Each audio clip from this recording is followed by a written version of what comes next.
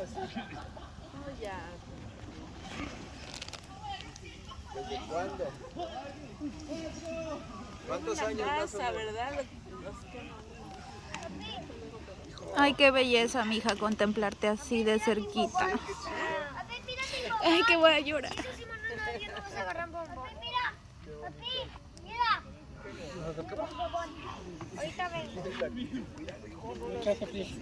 Que qué bonito verte así de cerquita. Está grabando su mamá, que está ahí. No, está bien, ahí la veo. No manches, 4 años que no la veía. ¿A tu jefa? Ajá.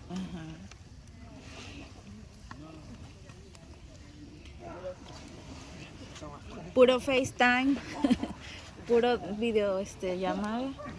¿Es la primera vez que ella viene? Es la segunda, vino como al año y medio de que llegué, cuando nació Ricky.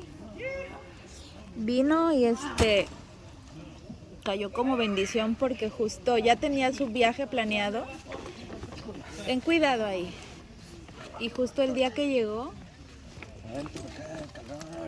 está aquí una piedrita. ¿Te traigo la silla, tío? No, aquí estoy re bien. En una piedrita, pero aquí estoy bien. Justo el día que llegó me internaron por pancreatitis, ¿te acuerdas? Llegó del avión y para el hospital. Ya estaba yo internada, con un dolor insoportable en el páncreas. Y embarazada ya de 9 meses. Yo pensé que ya no salía del hospital.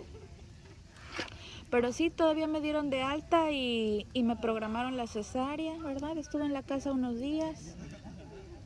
Y ya cuando nació mi hijo, ya me había yo establecido, se me había pasado el... pero me daban, ¿qué medicamento más?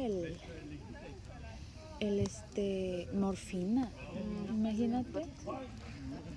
No creo, sí me daba. Y yo preocupada por el bebé. Es que si te abro todo, ¿ya no lo quieres? Si te abro